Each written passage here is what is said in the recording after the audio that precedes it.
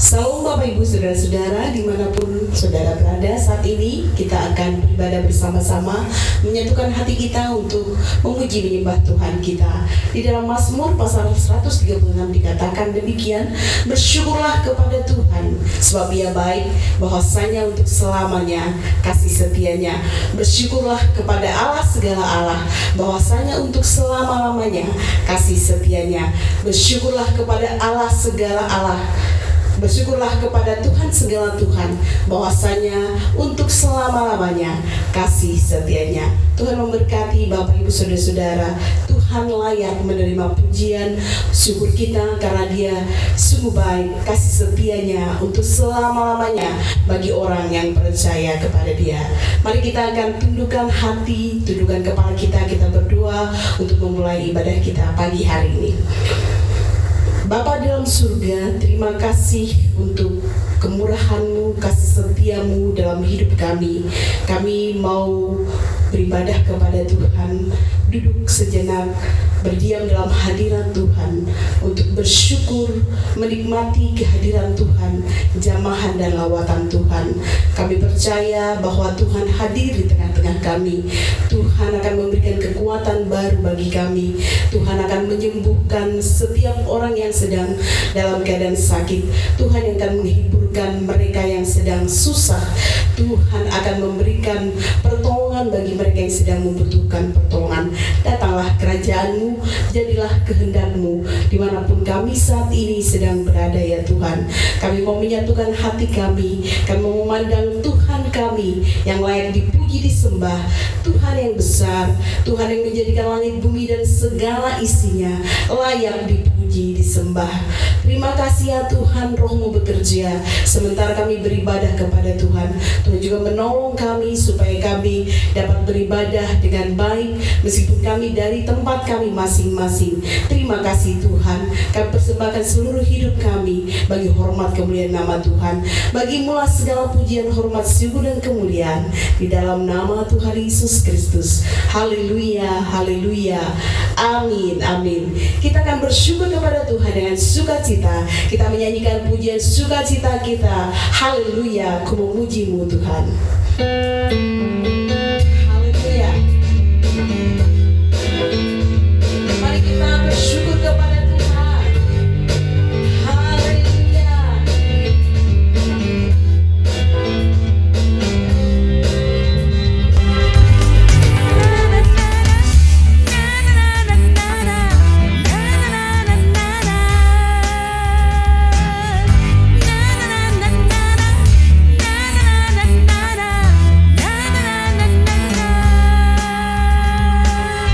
Haleluya, ku memuji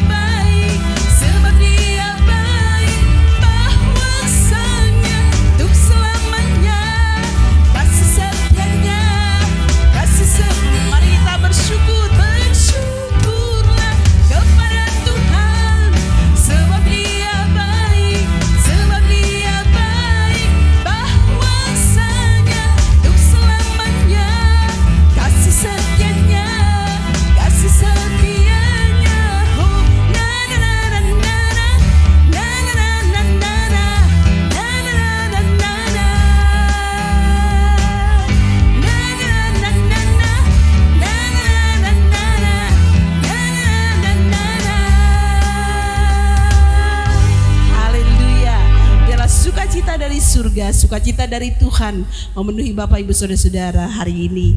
Kita akan lebih bersyukur lagi kepada Tuhan. Kita akan memuji menyembah Tuhan melalui pujian ini, bahwa begitu banyak sudah Tuhan perbuat dalam hidup kita, dan Dia sungguh mengasihi kita semuanya. Dia punya rancangan yang indah dan terbaik bagi Bapak Ibu Saudara-saudara sekalian. Haleluya. Haleluya, haleluya. Mari kita bersyukur kepada Tuhan. Biarlah hati kita melimpah dengan ucapan syukur untuk perbuatan Tuhan yang sungguh ajaib dalam hidup kita. Haleluya, haleluya.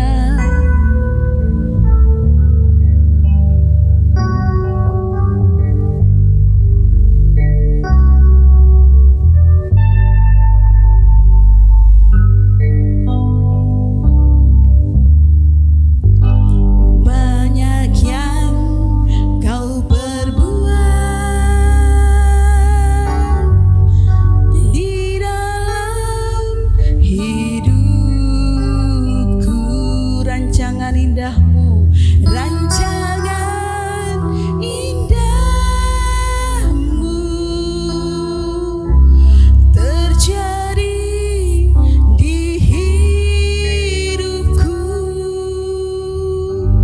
Bapa yang mengerti segala yang ku perlu.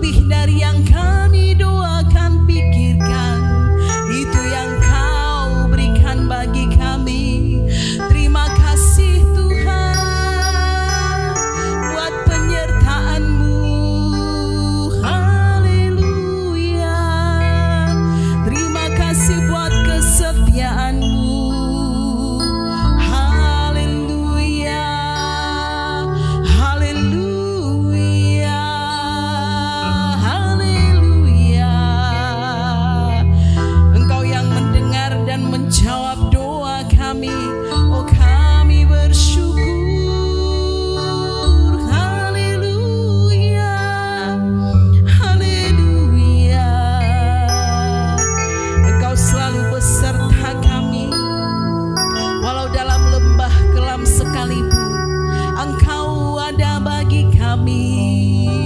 Engkau hadir di sana ya Tuhan. Terima kasih.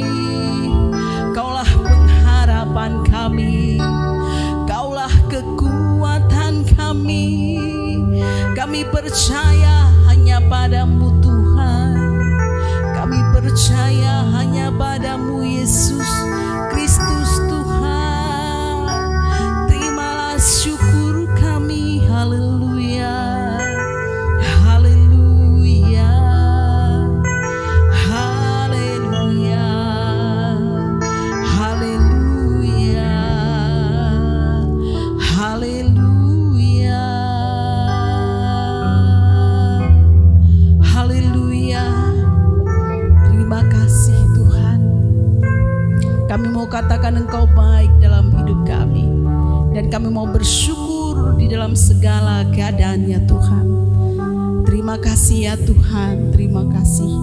Karena kami tahu Engkau Tuhan yang hidup, Tuhan yang tidak pernah meninggalkan kami, Tuhan yang selalu setia, menyertai dan mengasihi kami. Haleluya, haleluya, haleluya, haleluya, haleluya, haleluya.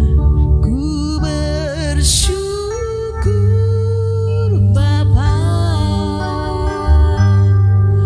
ku bersyukur Tuhan buat kasih setiamu di dalam hidupku. Ku bersyukur. Bapak Ibu bisa berdiri di tempat, angkat tangan hati saudara, nyanyikan pujian ini. Haleluya, haleluya.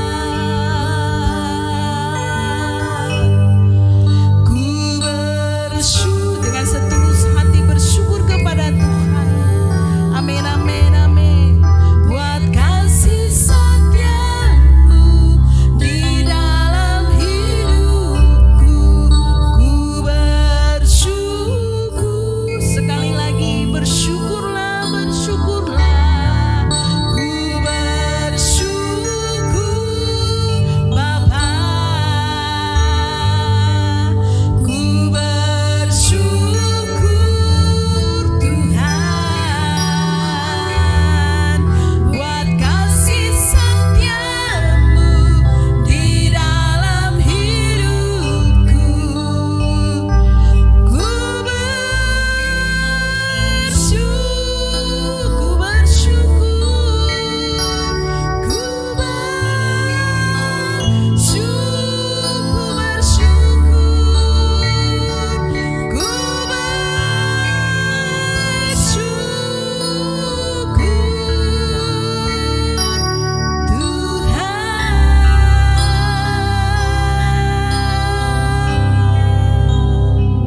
Haleluya. Mari kita bersatu di dalam doa. Kiranya damai sejahtera dari Allah Bapa yang melampaui segala akal manusia menguasai hati dan pikiran kami di dalam Kristus Yesus. Haleluya. Amin. Amin. Puji nama Tuhan. Bapak Ibu Saudara yang saya kasihi di dalam Tuhan Yesus Kristus. Apa kabar? Setelah sekian lama kita melalui bersama-sama masa-masa yang kita alami di dalam Kristus Yesus, kita semakin mengenal Tuhan. Kita masih beribadah dari rumah kita masing-masing, tetapi Tuhan ada bersama dengan saudara. Tuhan juga bersama dengan kami yang ada di tempat ini. Mari kita membaca kebenaran firman Tuhan. Hari ini kita masih mau belajar firman Tuhan mengenai hukum Taurat. Saya memberikan judul dari firman Tuhan pada hari ini, apakah kamu iri hati? Kita mau berbicara tentang Roh Kudus yang menguasai hati kita. Di dalam kitab Keluaran pasal yang ke-20 ayat yang ke-13 sampai ayat yang ke-17 kita akan membaca bersama-sama. Saudara bisa membaca dari Alkitab masing-masing atau dari tayangan yang ada. Demikian firman Tuhan. Jangan membunuh, jangan berzina, jangan mencuri, jangan mengucapkan saksi dusta tentang sesamamu, janganlah mengingingi rumah sesamamu, Jangan mengingini istrinya atau hambanya laki-laki atau hambanya perempuan atau lembunya atau keledainya atau apapun yang dipunyai sesamamu. Saudara yang saya kasih di dalam Tuhan Yesus Kristus, kalau kita bersama-sama mempelajari kebenaran firman Tuhan ini, maka kita akan mendapatkan bahwa Yesus juga menyinggung tentang hukum Taurat di dalam pelayanannya. Tapi Yesus berfokus mulai dari hukum yang ke-10. Yang kita baca barusan adalah hukum ke-6 sampai ke-10. Tetapi Yesus menggarisbawahi pada hukum yang ke-10. Nah, hukum yang ke-10 dalam terjemahan firman Allah yang hidup, saya bacakan bagi kita sekalian. Janganlah kamu iri hati atau mengingini rumah tetanggamu, istrinya, budaknya, sapinya, keledainya, atau apapun juga yang dimilikinya. Nah, saudara yang saya kasih di dalam Tuhan Yesus Kristus, kita mengetahui bahwa segala sesuatu yang terjadi di dalam kehidupan orang itu sangat ditentukan berawal dari apa yang ada di dalam hatinya. Saudara, ketika saya membuat judul ini, saya sedang mengajak kepada kita masing-masing untuk bercermin kepada kebenaran firman Tuhan. Apakah sesungguhnya kita ini hatinya baik-baik saja, atau sebenarnya sudah ada bahaya yang mengancam, ada tantangan yang sedang terjadi, bahwa kita sedang berada pada ambang bahaya iri hati. Nah, kita bisa mempelajarinya di dalam kebenaran firman Tuhan. Yesus juga berbicara tentang hukum Taurat. Di dalam Matius pasal 5 ayat ke-17 sampai 18 demikian firman Tuhan. Janganlah kamu menyangka bahwa aku datang untuk meniadakan hukum Taurat atau kitab para nabi. Aku datang bukan untuk meniadakannya, melainkan untuk menggenapinya. Karena aku berkata kepadamu, sesungguhnya selama sebelum lenyap langit dan bumi ini, satu iota atau satu titik pun tidak akan ditiadakan dari hukum Taurat sebelum semuanya digenapi. Ayat yang ke-27 dan 28, kamu telah mendengar firman jangan berzina. Tetapi aku berkata kepadamu, setiap orang yang memandang perempuan serta menginginkannya sudah berzina dengan dia di dalam hatinya. Ayat yang ke-33, kamu telah mendengar pula yang difirmankan kepada nenek moyang kita, jangan bersumpah palsu, melainkan peganglah sumpahmu di depan Tuhan. Ayat yang ke-37, jika ya, hendaklah kamu katakan iya. Jika tidak, hendaklah kamu katakan tidak. Apa yang lebih daripada itu berasal dari si jahat. Jadi perintah yang paling hakiki bukanlah melarang sebuah tindakan lahiriah, melainkan tindakan mental yang tidak tampak. Suatu keadaan yang bagaimanapun juga merupakan akar dari nyaris semua dosa terhadap sesama. Nah, saudara yang saya kasih di dalam Tuhan Yesus Kristus, kita sedang membicarakan tentang hati. Kalau Yesus menyimpulkan dari hukum ke-6, hukum ke-5, 6, 7 sampai 9 sampai 10 mengatakan kasihilah sesamamu manusia seperti dirimu sendiri, itu berbicara tentang hati. Dan kita tahu bahwa manusia jatuh di dalam dosa itu juga karena keinginan hati. Di dalam kitab Kejadian pasal yang ke-3 ayat yang ke-6, perempuan itu melihat bahwa semua pohon itu baik untuk dimakan dan sedap kelihatannya, lagi pula pohon itu menarik hati karena memberi pengertian, lalu ia mengambil dari buahnya dan dimakannya dan diberikannya juga kepada suaminya yang bersama-sama dengan dia, dan suaminya pun memakannya. Kata menarik hati itu juga berbicara dalam terjemahan bahasa Indonesia masa kini. Perempuan itu melihat bahwa pohon itu indah dan buahnya nampaknya enak untuk dimakan, dan ia berpikir alangkah baiknya jika ia menjadi arif, sebab itu ia memetik buah pohon itu lalu memakannya dan memberikannya juga kepada suaminya, dan suaminya pun memakannya. Dalam versi mudah dibaca dikatakan perempuan itu melihat pohon itu menarik, ia melihat buah itu baik untuk dimakan, dan pohon itu membuat dia tergoda bahwa pohon itu dapat membuatnya bijak.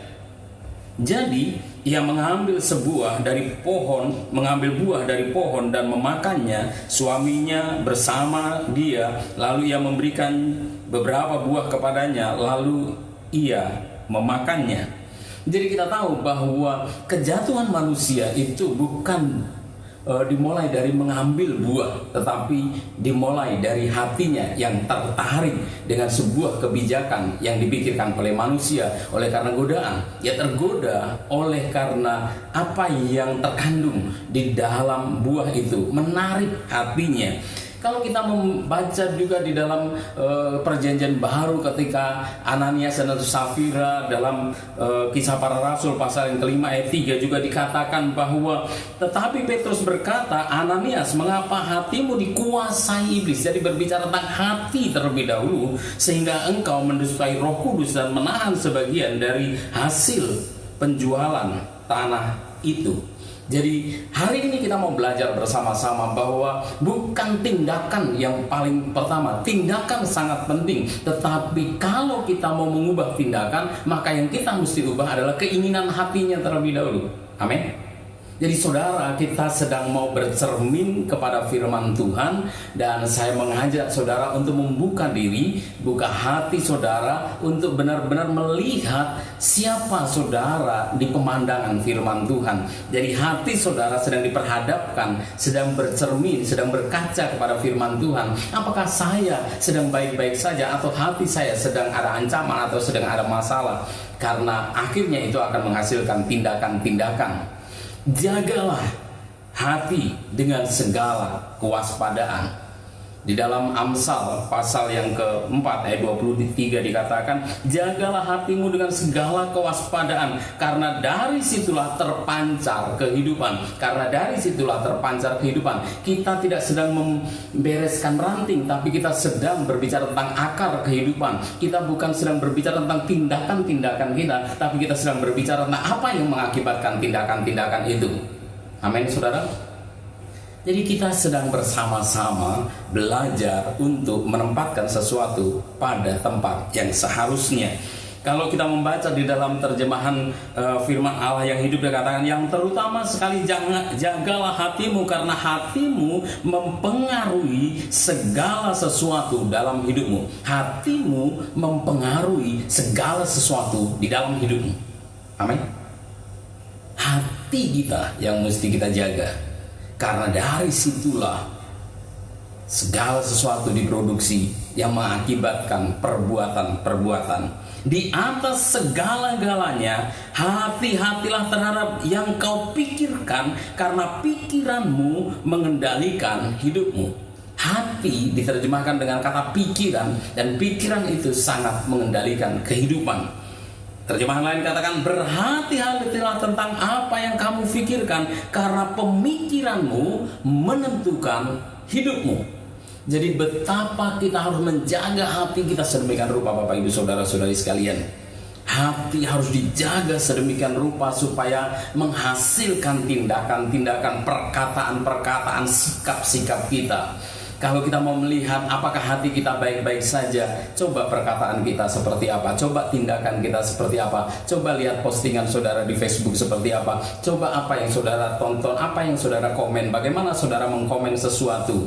Hari ini saya mau mengajak saudara sekalian untuk komen khotbah ini di dalam YouTube yang sedang ditayangkan. Saudara bisa mengatakan bahwa saudara sedang bercermin, hati saudara sedang berhadap-hadapan dengan firman Tuhan, dan saudara dengan kesadaran penuh, dengan satu pengharapan bahwa saudara akan menjadi baik-baik saja. Tetapi kalau hati saudara sedang ditunjukkan oleh firman Tuhan bahwa ada sesuatu yang keliru melalui postingan, melalui kepercayaan, melalui tindakan, melalui perkataan, melalui harapan saudara, saudara boleh menjaga sedemikian rupa. Hati-hati dengan kelicikan hati saudara. Kita harus menjaganya sedemikian rupa. Tapi firman Tuhan dengan tegas mengatakan di dalam Yeremia pasal yang ke-17 ayat 9 sampai 10, betapa licinnya hati, lebih licin daripada segala sesuatu. Hatinya sudah membatu, siapakah yang dapat mengetahuinya? Aku Tuhan yang menyelidiki hati, yang menguji batin untuk memberi balasan kepada setiap orang setimpal dengan tingkah langkahnya, setimpal dengan hasil perbuatannya. Jadi kita tahu bahwa hati kita begitu sulit untuk dikendalikan. Bahkan Yeremia mengatakan begitu liciknya hati kita itu. Sebab dia tersembunyi, Bapak Ibu Saudara-saudari sekalian, di balik senyum yang saudara sampaikan, bahkan di balik komen-komen yang sepertinya bagus sekalipun, terkadang di dalamnya ada hati yang sedang hancur, ada hati yang sedang bermasalah. Saudara saya, kita belajar untuk melihat hati kita masing-masing. Saudara, saya mengajak dalam kesempatan yang sangat baik hari ini, tilik hati saudara. Belum terlambat, kita sedang mau memperbaiki sesuatu. Sebab hati manusia begitu jahatnya.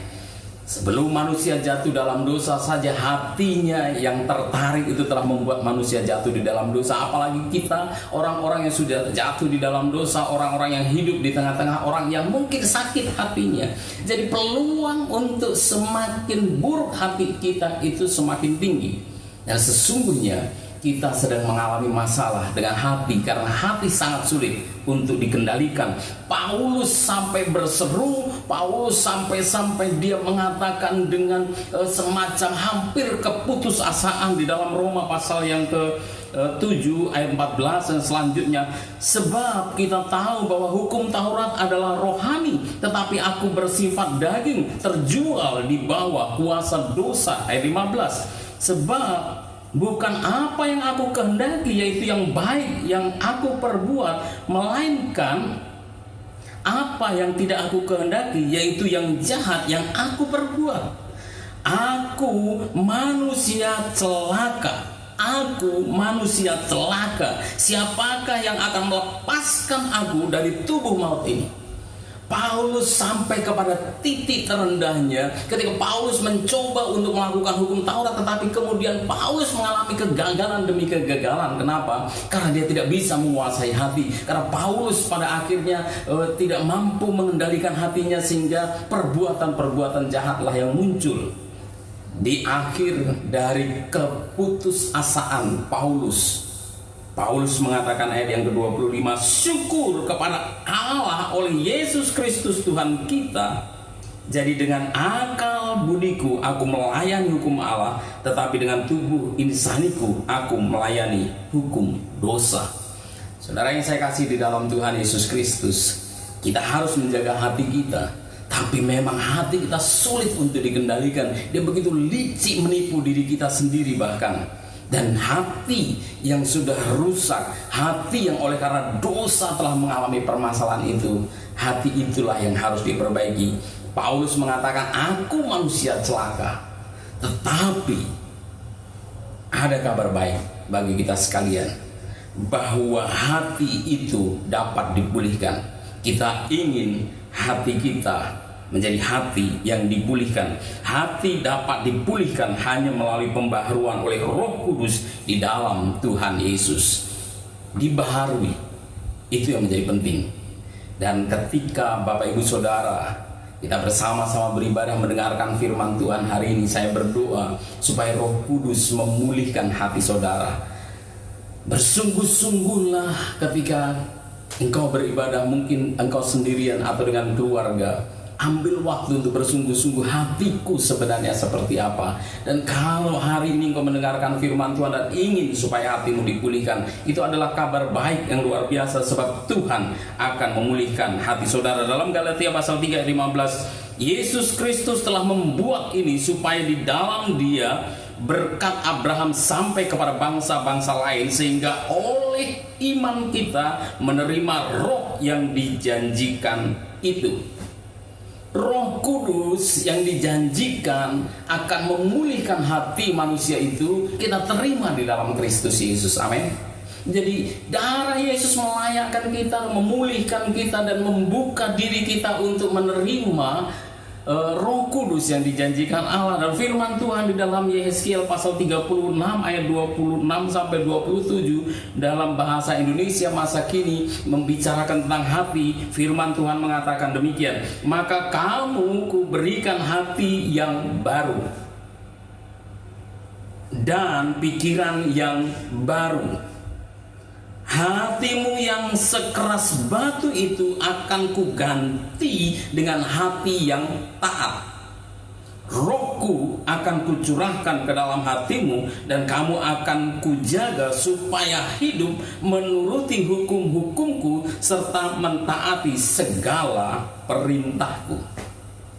Jadi saudara yang saya kasih di dalam Tuhan Yesus Kristus, jelas bahwa di dalam Kristus Yesus, di dalam Tuhan Yesus Kristus, kita memang sudah diselamatkan. Tetapi jangan lupa bahwa Roh Kudus juga dicurahkan bagi saudara dan saya. Dan ketika Roh Kudus dicurahkan, saudara tahu, Roh Kudus sedang memulihkan hati saudara.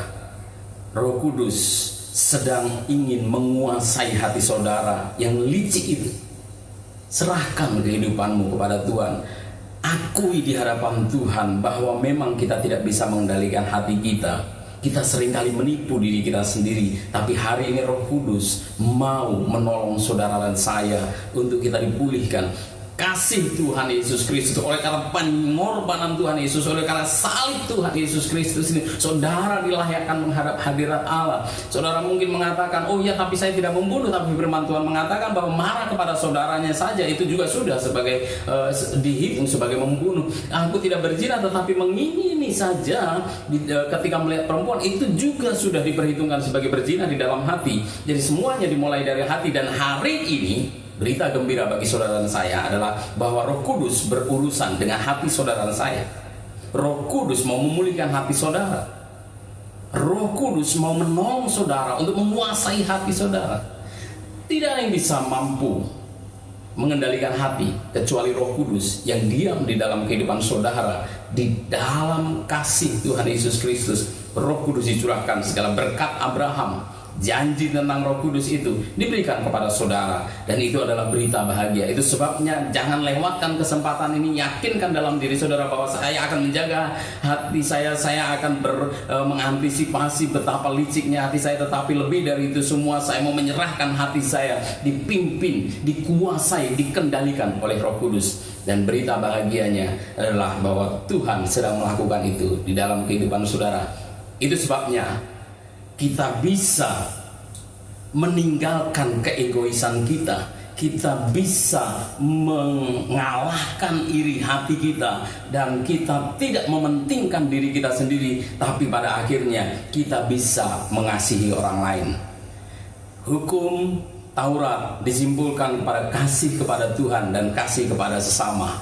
Saudara saya dan saya akan bisa melakukan itu dengan pertolongan Roh Kudus. Hati yang dipulihkan oleh karena Roh Kudus yang mengerjakan itulah yang memampukan saudara dan saya mengasihi. Sulit, memang sulit, tapi Roh Kudus memberi kemampuan bagi saudara dan saya. Akui di hadapan Tuhan, minta tolong Roh Kudus, dan mulai taat kepada apa yang Tuhan lakukan. Tuhan sedang mengerjakan sesuatu yang baik di dalam kehidupan saudara oleh kekuatan kuasa Roh Kudus yang menolong saudara untuk mematikan segala keinginan duniawi, keinginan manusia dosa kita. Dan kita sedang bertumbuh dalam kasih karunia Tuhan. Saudara, mulailah kasih orang-orang terdekat, orang-orang yang saudara kenal, orang-orang yang saudara kenal secara langsung maupun di dalam sosial media yang saudara temui. Mulai lakukan mengasihi dengan kata-kata yang membangun, dan biarlah nama Tuhan dipermuliakan. Haleluya, haleluya. Mari kita bersatu di dalam doa. Allah kami yang di surga, kami membutuhkan Roh Kudus. Di dalam Tuhan Yesus Kristus, kami sangat menantikan pekerjaan Roh Kudus dinyatakan di dalam kehidupan kami, sehingga hati kami dipulihkan, hati kami diubahkan, bahkan hati kami diganti dengan yang baru yang diperbaharui di dalam Kristus Yesus, sehingga akan menghasilkan buah-buah kebenaran, melakukan kebenaran firman Tuhan. Ajar kami, tolong kami, mampukan kami untuk bisa mengasihi siapapun, bahkan orang-orang yang memusuhi kami sekalipun. Kami bisa mengasihi mereka oleh karena Roh Kudus yang menolong kami. Terpuji namamu Bapa. Di dalam nama Tuhan Yesus kami berdoa. Haleluya, haleluya. Amin, amin. Puji Tuhan, kita sudah diberkati dengan firman Tuhan. Saatnya kita akan memberi persembahan kita. Mari kita berdoa. Bapa dalam surga, Bapa yang sangat baik, yang sudah memelihara hidup kami, dan sampai saat ini Tuhan sudah menolong kami. Kami mau terus bersyukur kepada Tuhan, dan saat ini kami akan memberikan persembahan kami yang terbaik yang bisa kami berikan saat ini Tuhan, sebagai syukur kami kepada Tuhan. Kami percaya Tuhan akan memberkati persembahan kami, membalaskannya berlipat kali ganda dalam hidup kami. Tuhan juga memberkati seluruh pekerjaan kami, Tuhan memberkati seluruh kehidupan kami, Tuhan yang mencukupkan segala kebutuhan kami. Berkati persembahan kami ini Tuhan, guna menolong pekerjaan Tuhan di muka bumi ini. Kami menyerahkan persembahan kami dengan sukacita dan rela hati di dalam nama Tuhan Yesus Kristus. Haleluya, amin. Kita nyatakan syukur kita dengan persembahan kita dan pujian kita. Segala puji syukur hanya bagi-Mu Tuhan.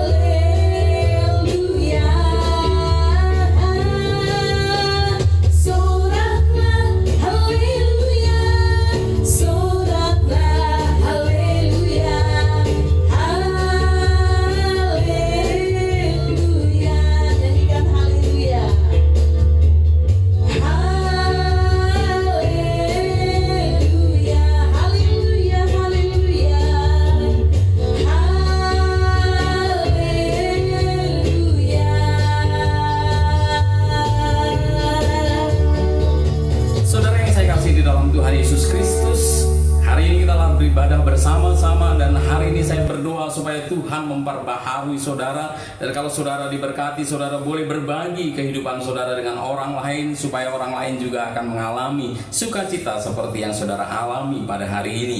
Saya mau berdoa untuk saudara supaya Tuhan menolong saudara, supaya Tuhan memberi kekuatan kepada saudara. Mari kita berdiri dan terima berkat yang dari Allah kita di surga. Haleluya.